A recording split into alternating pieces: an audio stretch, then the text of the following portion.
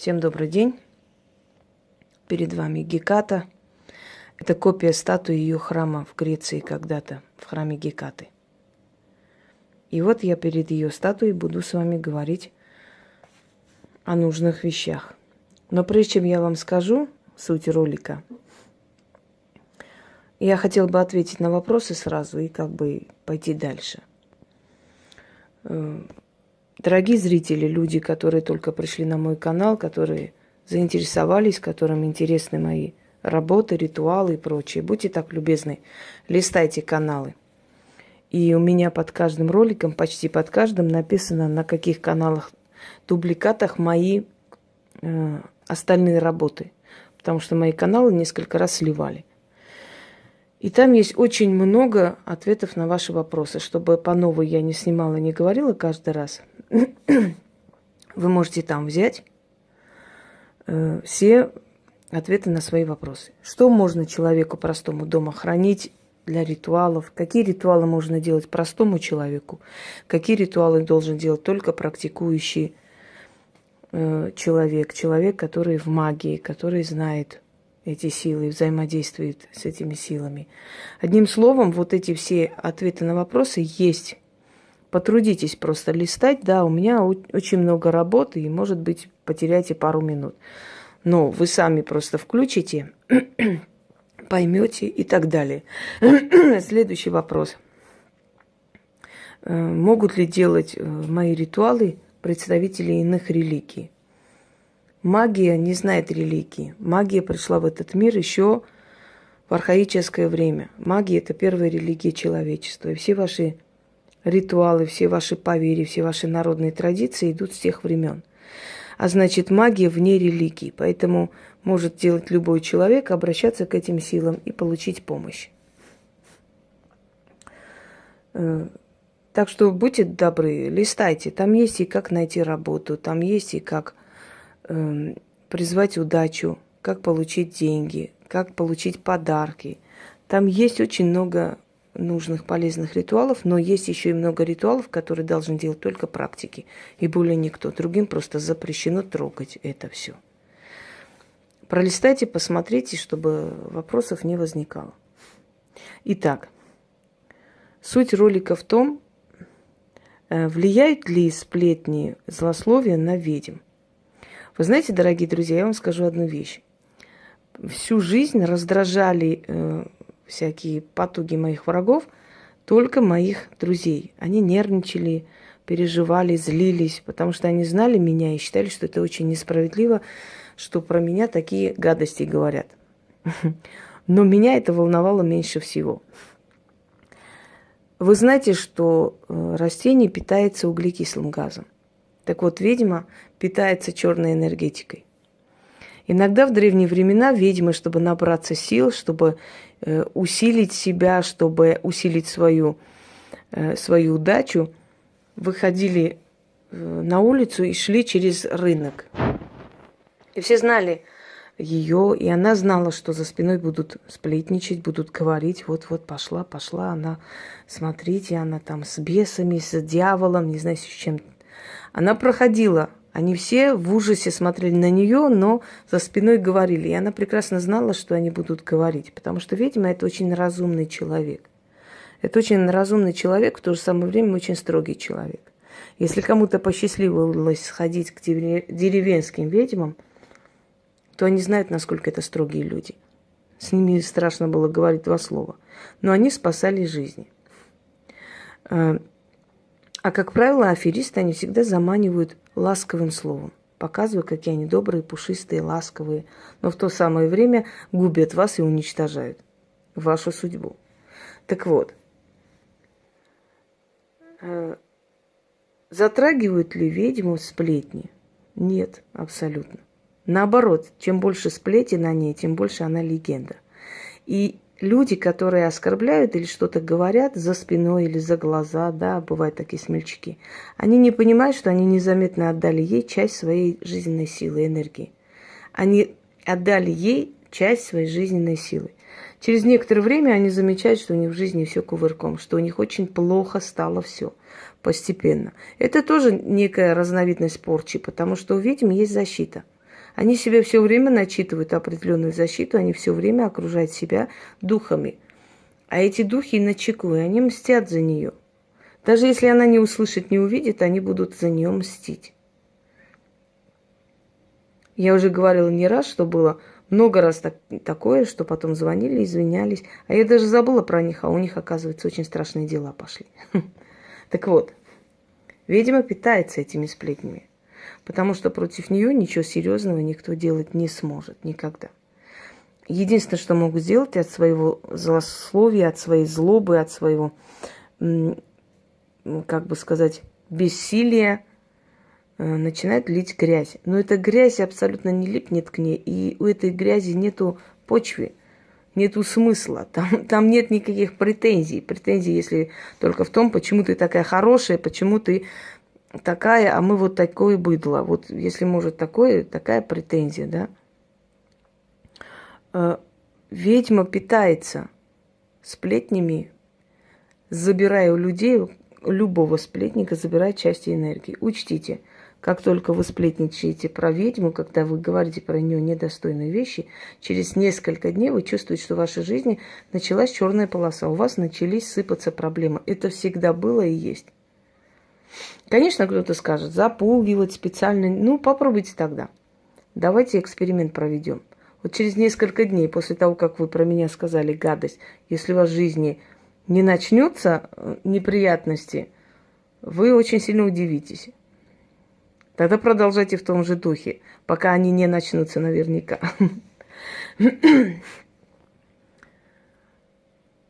Очень мало известно о настоящих практиках, поэтому, наверное, этим пользуются люди, которые недалекие, которые знать не знают магию.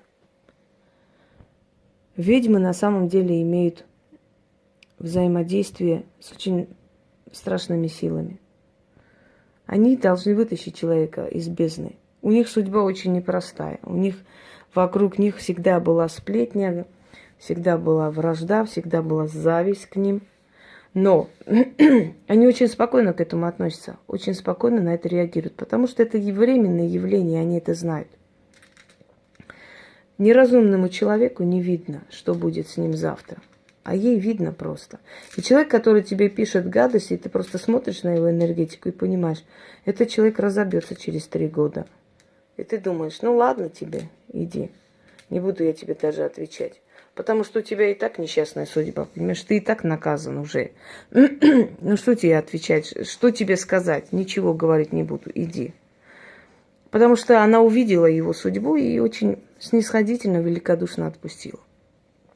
Поэтому учтите, что этому человеку видно то, что не видно вам. Ни один трезвомыслящий человек никогда не будет переть на эту силу.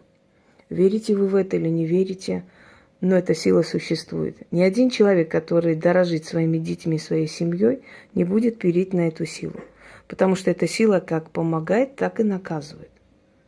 Она не терпит самозванцев, она не терпит людей недалеких, и тем более стадных существ, которые,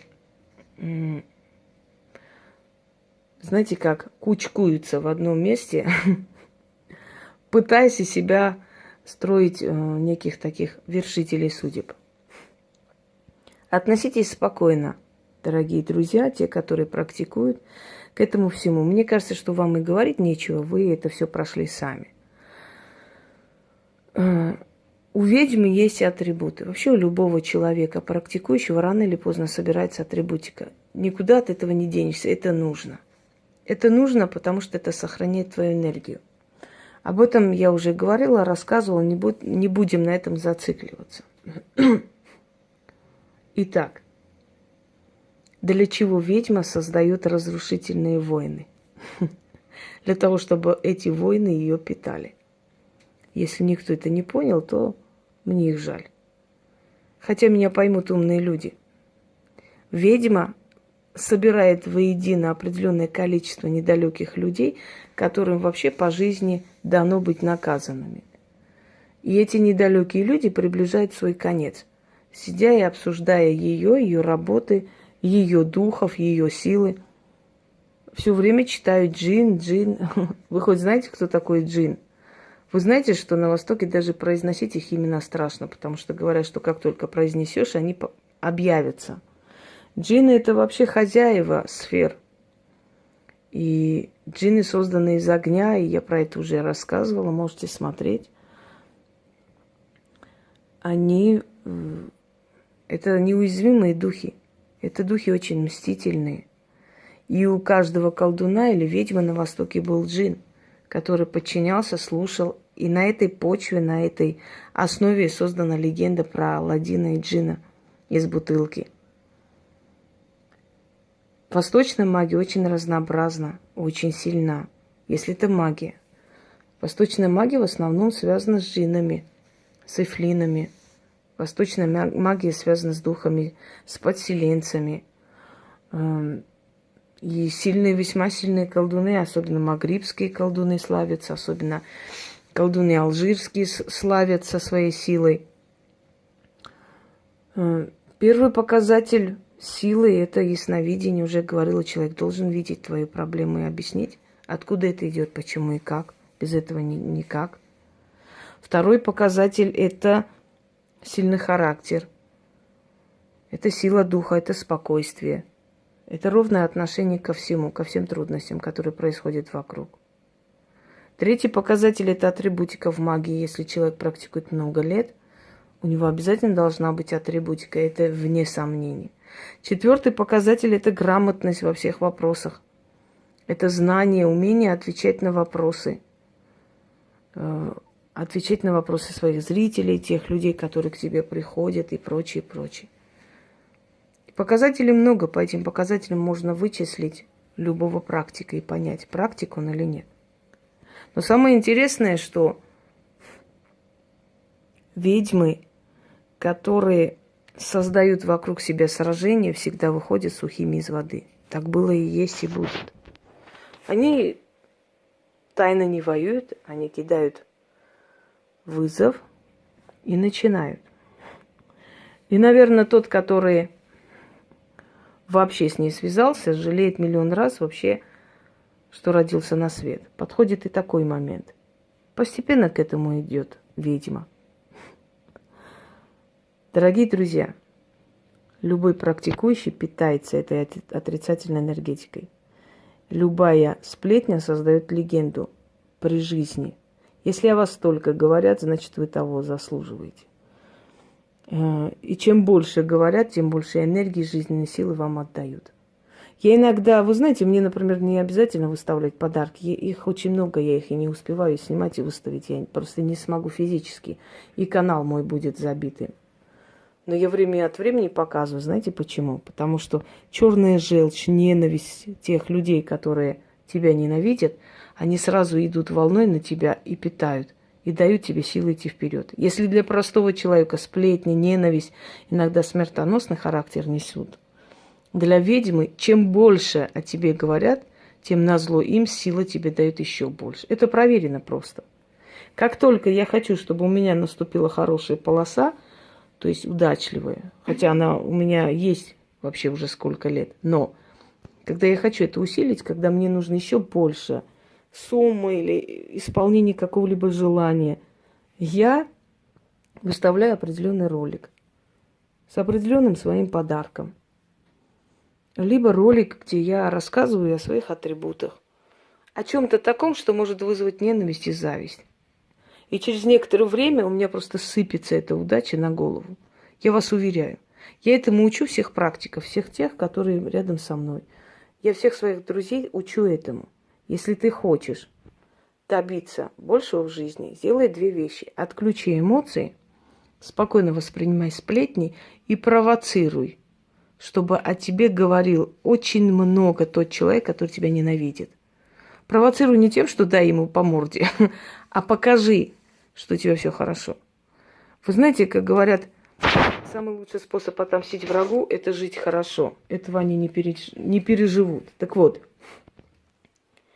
словно какая-то сила слышит их и делает все наоборот. И делает все назло им. И чем больше они хотят твоего падения, тем больше людей о тебе узнают. Запомни, о тебе так не узнают во всем мире, как сплетнями, пересудами и разговорами. Как сказала моя любимая Хюррем Султан, послушные и тихие женщины не оставили свой след в истории. Их оставили совсем другие женщины. Послушностью, тишиной, страхом ты никогда свой след в этом мире не оставишь. Если ты переживаешь кинуть вызов, значит, ты не уверена еще в себе, значит, живи пока в тишине. Кидают вызов, начинают войны только те люди, которые уверены в себе, которые настолько сильны, что не боятся никого. И все остальные свой страх перед ней оправдывают, мол, мы не такие, мы хорошие, мы не скандальные. На самом деле люди, которые говорят, что не скандальные, они подлее всех.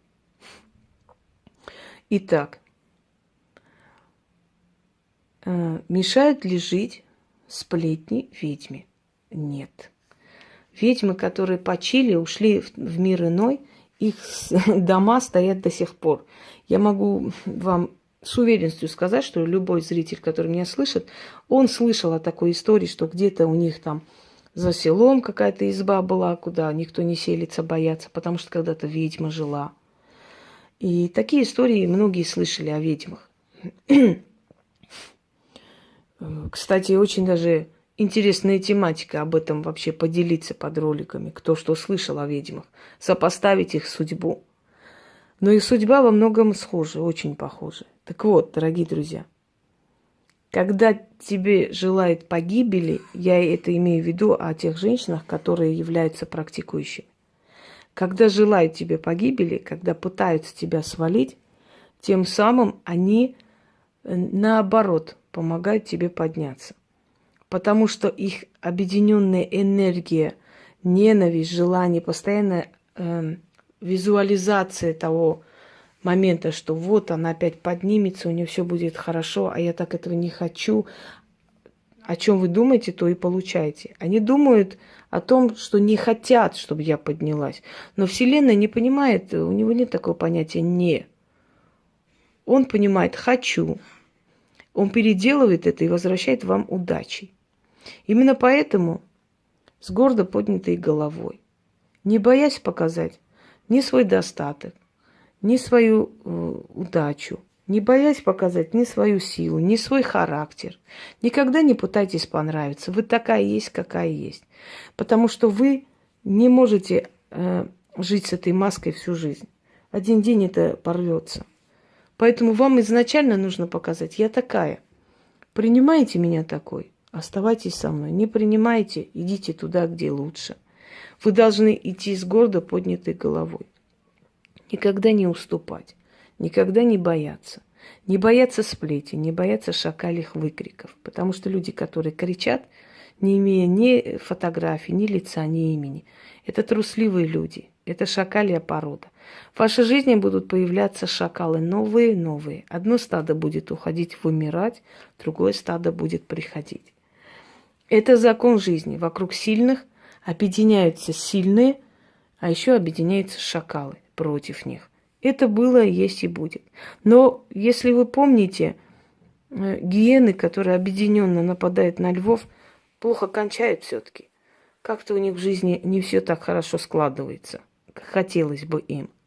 Поэтому, дорогие друзья, живите как львы, а падальщики пускай питаются падалью. Пусть они сплетни ищут, пусть они вас выдают замуж 50 раз, пусть они вам приписывают мафиозные организации, пусть они... Это же прекрасно. Это такие легенды, которые будут ходить о вас после вас, когда вас не будет на этой земле.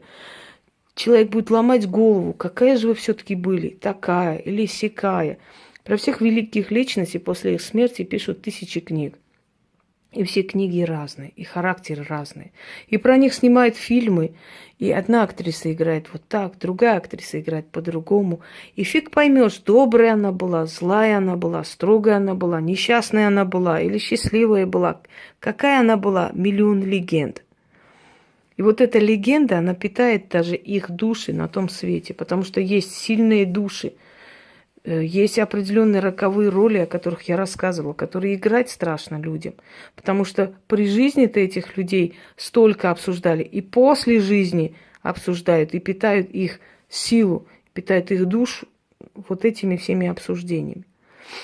Так что дайте им возможность питать вас своей жизненной силой. Пускай они день и ночь занимаются вашей жизнью, пускай они забудут о своей жизни, пускай они срывают злобу на своих детей, на своего мужа, пускай у них рушится жизнь, потому что они не могут вас свалить, они ничего не могут против вас сделать. И вот эта злоба, обессиливание, это вот, как сказать, уже бессильная злоба от понимания того, что ничего против тебя делать невозможно, уничтожает их самих, жрет их самих. Поэтому дайте им возможность отдать вам жизненную силу. Никогда не бойтесь, не прячьтесь, не переживайте, что они сглазят вас, ничего они не сделают. Потому что нас охраняет некая сила, которая все эти сплетни, все эти ненавистные слова переделывает в нашу пользу. Со временем эти люди абсолютно становятся никем. А ты идешь вперед, а тебя знает полмира. Так вот,